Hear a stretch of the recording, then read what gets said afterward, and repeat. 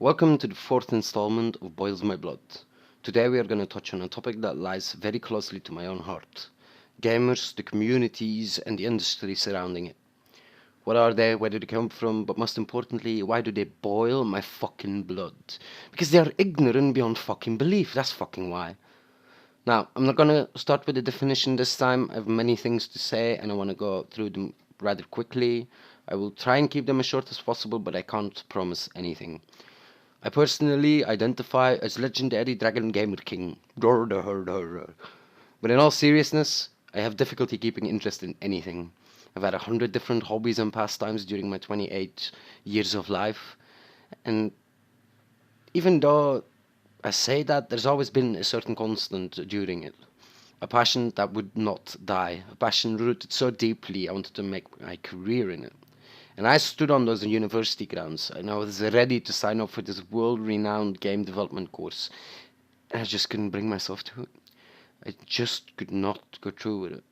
And that's simply because I could not imagine myself working in an underpaid, super stressful, deadline-infected industry while full well knowing that my entire clientele would be this bunch of cell-dwelling, entitled, socially awkward fucking penguins. Yeah, what a special bunch of people.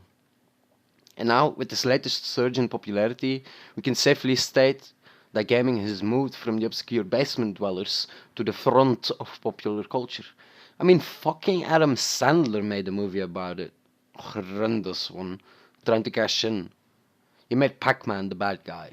I mean, what the fuck is wrong with you? Dear Mr. Sandler, you obviously have never played any games, even despite being the world's richest and oldest child.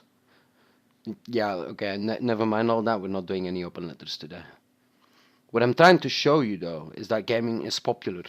Gaming is as integrated into our popular culture now as movies and music has been before it. And it has also been integrated into our music and movies.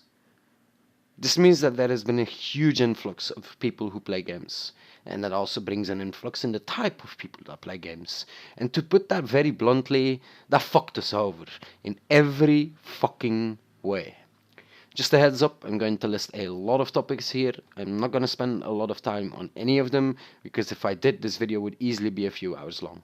And even though my voice is super sexy as fuck, I understand that even that would get boring after a while.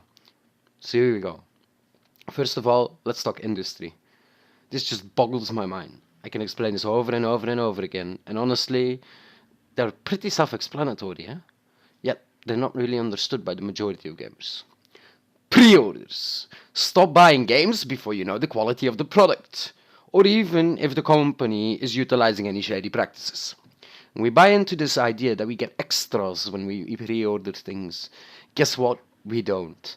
That is time wasted on pre-order crap that should be spent working on a $60 product. They divide their own demographic, like this as well, because some people buy at Target, some people at Walmart, and they get different bonuses. And yes, some people buy it twice, other people don't buy it at all because you're wasting your fucking development time on pre-order bonuses.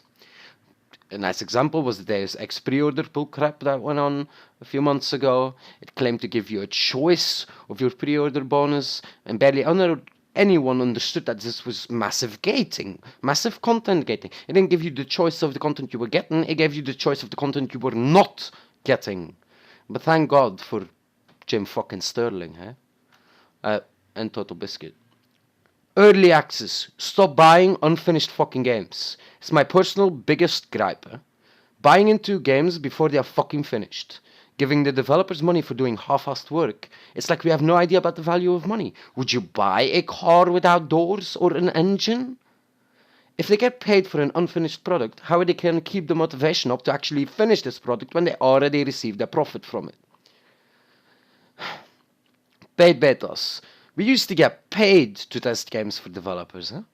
I remember applying for a 30,000 a year job at Nintendo Germany to play their games all day long and test them.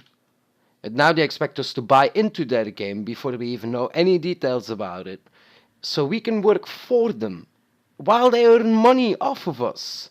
And we just let this happen? Always online DRM. I know everyone has internet nowadays, sort of.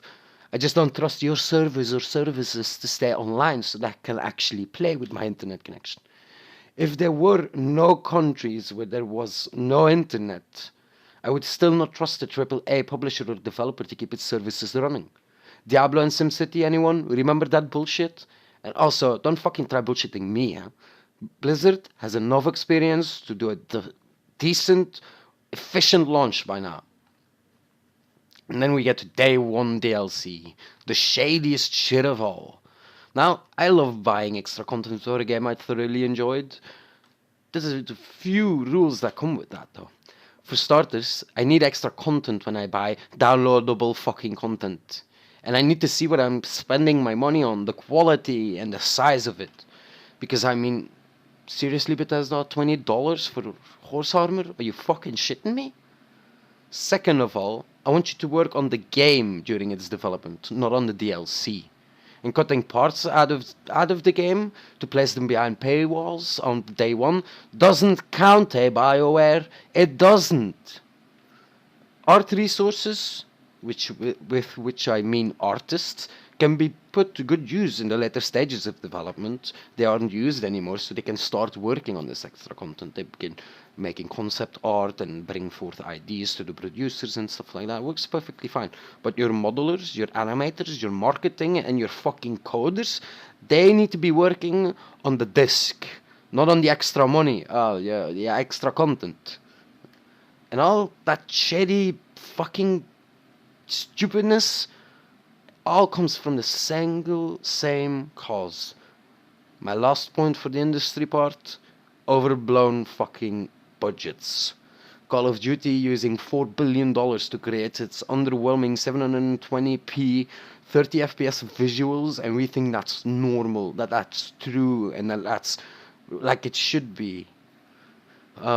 Escape from Tarkov is made by 15 people with a very tiny budget, runs at 144 FPS at 1080p, and it looks 1,000 times better than Call of Duty has ever done. So, where did that budget actually go? Yeah.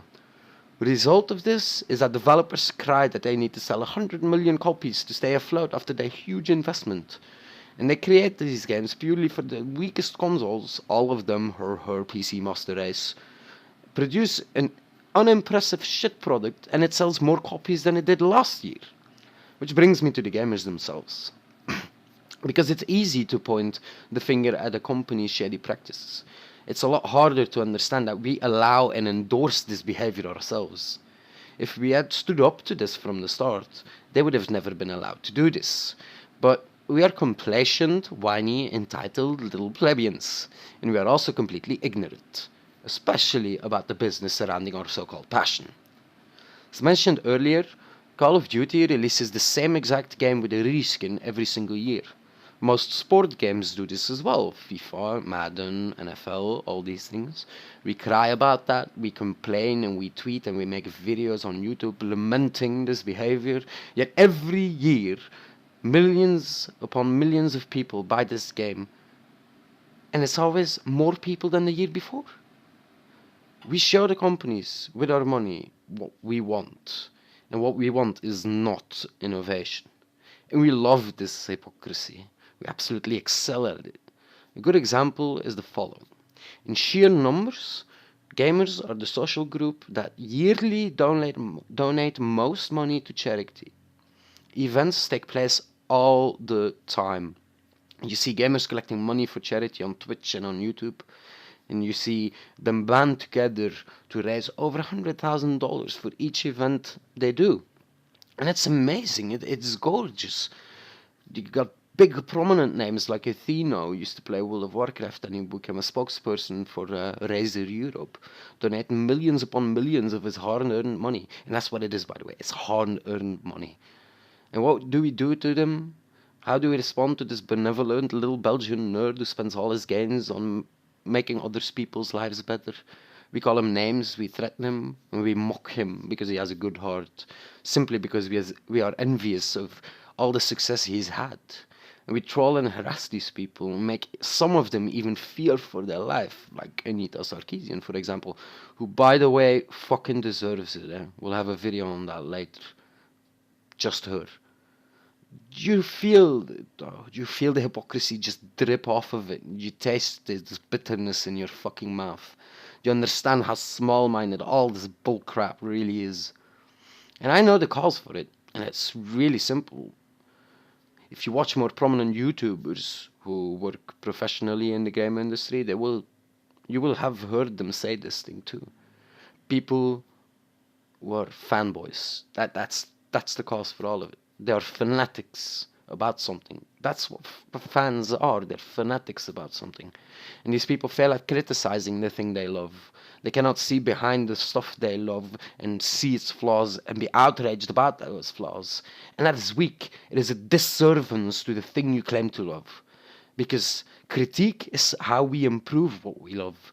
You tell your friend the truth when he's being a dumbass, so you can help him. You don't enable his stupidity and let him possibly harm himself or herself or anyone else for that matter. And that brings me to my last point. You can claim I take a side in this, and it's probably true because I am biased, but my side is logical. It is objectively better. Just like a computer is objectively better at everything a console does.